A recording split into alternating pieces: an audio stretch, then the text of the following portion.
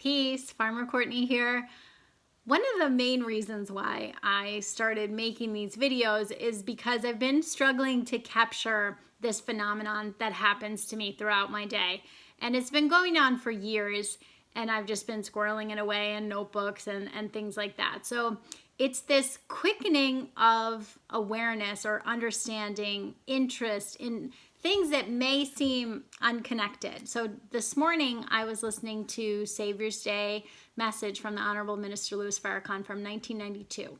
And the title was Black and White, a Solution to the Race Problem. And I'd heard this lecture multiple times before, but I was going back into the lecture to, capture and screen record this one teaching where he was breaking down the block that the East had to Christianity and the block that the West had to Islam, and just God's thinking and how we make an error thinking that we can judge what God is doing when God can see eons into the future and has a goal for the development of his people. And so how everything that's unfolding has a divine purpose. And so this image, I used to have this image in my house. I had the centerfold of a old newspaper. It wasn't the Final Call. I want to say that it was a Muhammad Speaks that was like half in French and half in English. I don't know if that was a thing. I think it was from Canada. So I had that framed in the upstairs room of our house for years because I was always really interested in the quote. And the quote says, "To heal the poisonous bite of the world's serpent, it takes the medicine that God gives Muhammad." And so one of the things that I have been praying to be able to articulate properly is how Caucasians who are against Islam, and they're also against the social disintegration of the way of life of America, just all the stuff that's coming out. They don't know what to do about any of it. And they don't have a lot of instruction of, rising above emotion. They don't have the context, and they just feel like they're being attacked, right? Like they don't like all of the critical race theory. They don't like all of the woke stuff that they feel like is teaching their children to hate themselves. And they also just don't have a lot of love for Islam at all because they've never been taught it, because that just doesn't really exist, that type of introduction. But I am often just seeing how if we could have a couple hours in the classroom of God to just really explain that there is remedy for us and for them, Caucasian people, wherever you fall. I would be one of those children that the parents don't like where things are going, right? Because I'm sort of in between the age groups of people being like, I don't know what all this is about. I know what it's about. And the only reason that I'm different is because I was taught by the Nation of Islam from a distance and given a different teaching and understanding of how to view the time that we live in. So as strange as that sounds to people, and I'm making a conscious effort to talk slower in case anybody wanted to share this, is because I had to spend a lot of time in places blending in because I didn't really have a place. I didn't have a mosque that I could go to and be taught. And I too didn't want my, family and myself to have a place where we just get sucked into the culture as giving us our, guidance and wisdom and moral code and stuff. So I was always in this sort of gray area. So that's the Observant Outsider. That's the newsletter. And the vibes that I'm going to be writing it from is because I've had the opportunity and the blessing to observe a lot of people. And what I know is that there is agreement on many things. And while, there's a lot of things to discuss and to parse out, at the end of the day, the people in the Caucasian world who are really opposed to certain aspects of what they think they're against, they would find remedy in learning from the Nation of Islam. Because the really interesting thing about that lecture, Black and White, A Solution to the Race Problem, is that the minister really explains, because God led us into his thinking process, explains the history of the Caucasian.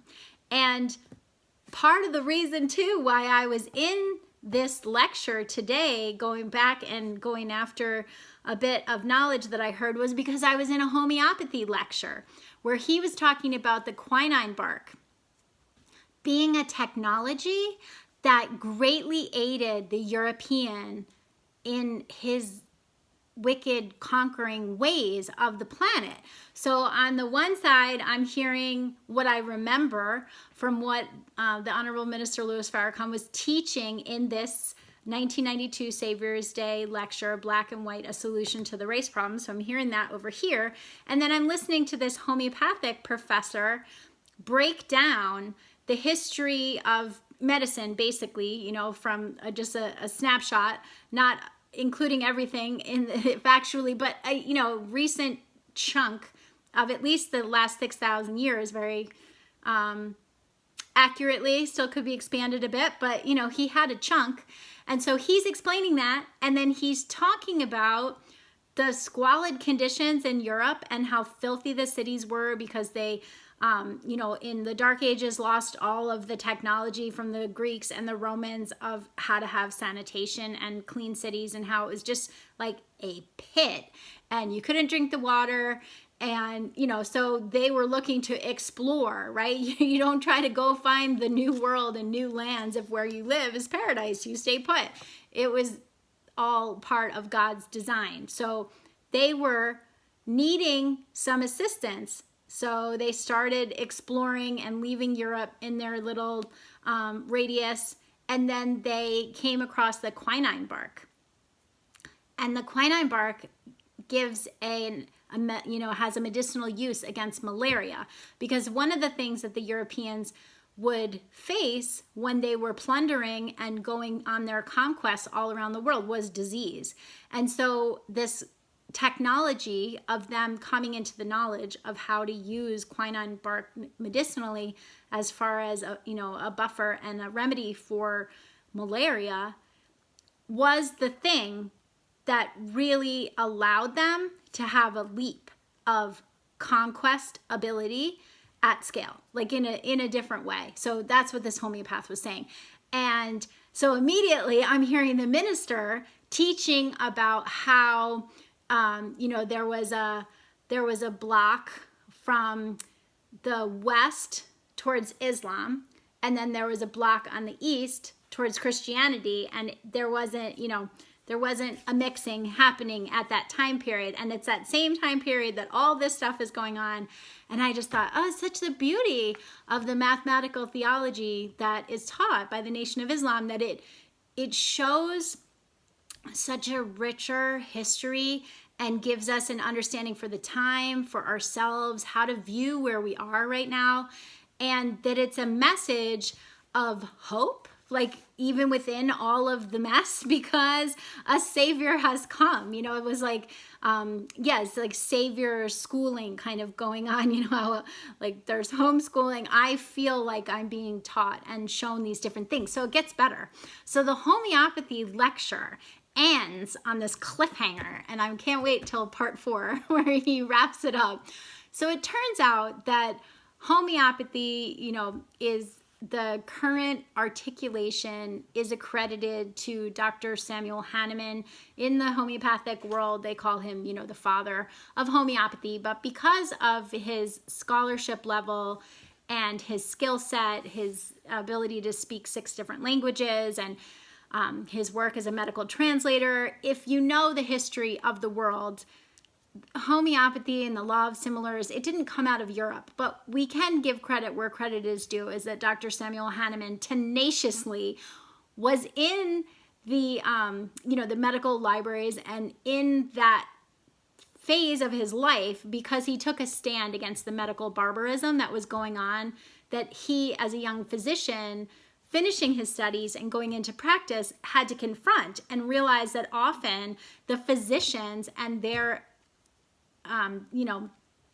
methods that they would employ and deploy on these patients was the cause of death. It was not the original ailment. So it turns out that, bloodletting, mercury, opioid, based, that was not a good move. That was not yielding things. So he was just too, much of a questioner to participate in this. So he withdrew from the practice of medicine at that time, how he had been trained, and he was in the libraries and doing this translation work. So all that to say is that I think if we could have Samuel Hahnemann just sort of like appear here and interview him, he would say it a different way. That's always seems to be the slant of, historical narration. People also like short stories, which you can tell I like long stories. So Samuel Hahnemann, his discoveries or, first experimentation, what he first took into the lab to prove the effect and to test and show and prove to himself of if this law of similars that he came across in the medical libraries, and that if it was rubbish, he thought, oh, this can't be right. Like this is rubbish. So he started doing the tests on himself. And what did he use? What did he use but quinine bark, right? So that's what he did. And then he took it in a high enough dose and proved it by manifesting symptoms very similar to malaria.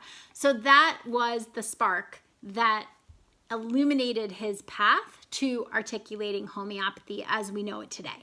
So I just thought it was this beautiful quickening of an understanding, and yeah, just real grateful. I'm looking, so I have this whole page, right? The other thing is that it learning this way like causes me to suddenly be interested in fine-tuning or just sort of sharpening the focus of points in history that, to be honest, are brutal, and I didn't really want to study them in depth. So the way that the homeopathic professor was describing European medicine and his storytelling, and then the way that the Honorable Minister Louis Farrakhan was describing, the theology of time and just how we find ourselves in the current situation that we do as far as world leadership, medicine, like the whole mess, right? Like just the setting that we are mentally connecting in right now through YouTube. It's pretty wild. I've never really been interested in the Crusades, and I hear a lot of different things, and I kind of have like real pencil marks on the timeline of history of where these things all line up. But I thought, wow, it sparked this whole couple hours thing of me trying to clarify and confront the fact that I was pretty ignorant about how things actually line up in the timeline of history, and just what a blessing that is that, just a couple hours of teaching from 1992. My daughter came in the room and she said, wow, look at the minister. He's really young in this. When was this? And I told her, I said, yeah, I think I was 16 when this was being given, so, it just had me, it like literally had me, I wrote this whole page, and then I have a couple notes. I have, half dozen tabs open on my phone, and I have ordered, some different library books and things like that, because that to me gives such meaning. That's what I was lacking in school. That's why I wasn't really that interested in school, because I didn't see how it connected to me, how it connected to, in that phase, I didn't say the time, but right now, because what I came across in my early days of study was just that there were really identifiable group of people and parties and industries who were doing abhorrent things to the population, specifically through the mass poisoning through food and water and medicine to the population. And I just thought, these people are really identifiable. Like this isn't a mystery troublemaker, right? This isn't a mystery problem of like, whoa, we don't even know how the poison's getting into the food. Oh my gosh, I'm so shocked. That's crazy. Here's all of our purity tests. We do everything possible. It's just such a mystery. We don't know how the population is getting poisoned at scale through these things that are commonly woven into every aspect of our society. Like, what a mystery. No. That's not it. But then when you try to bring God into the discussion and theology, it's sort of like, well, you just pray, pray for things to improve, and oh, you don't have to worry about your food, just pray over it, and all that kind of stuff. And I would always be like, what are y'all talking about? Those two things don't match up. Somebody's actually doing that. They're manufacturing the poison. They're allowing, laws to not restrict the use of these things. They're allowing very bogus scientific evidence of safety to register. Like, this is all real. This isn't a mystery kind of thing. There's no vagary here. You could have a whole deposition on like everything that's going on. This is not a mystery. So that's pretty much what was on my mind, and that this is what I'm going to be bringing to upcoming shows, I guess, and the newsletter, is to not just be saying these things. A lot of times I have trouble keeping up in the comment section. I keep thinking like, oh, I'll go back and expand the description, and that has yet to happen because I'm always just kind of like racing after these thoughts and things as they come through. But tonight is night 18, just sharing some appreciation for the 67 years of service of the Honorable Minister Louis Farrakhan in the Nation of Islam. On his 89th birthday, I got a prompting to just open my mouth and start sharing, the blessing of his influence in my life and teaching and leadership for all of humanity, and to just dispel the myth of all the slander and things that are said against him, or that he isn't. He definitely is for all of humanity if understood. And one of the things that is clear to me too when I watch a lot of the stuff that's going on is how there's these really identity and like political kind of things that keep everybody spiraling, so that they're so upset and so in their emotions that you can't even get them to calm down enough to have something land that they might recognize as like, oh yeah, that's a point of agreement. So that's just why I'm making these videos. I was going to say short. This one's almost 20 minutes long. But anyway, it is very difficult to put everything in little short bits. I struggle with that severely, and so anyway, that's why I'm moving more to YouTube for a longer format, because Instagram, my goodness, I was like when it got to 30 seconds, 15 seconds, I'm like, okay, this is too much. How can you even have a complex thought in that short amount of time? People do it. You can definitely communicate excellently in that time, but I guess when you have a lot to say, it's more difficult. And so these are just sort of uncut, unedited, with the exception of me, getting settled in my chair or whatever, really minimal editing. And so until next time, all right, peace.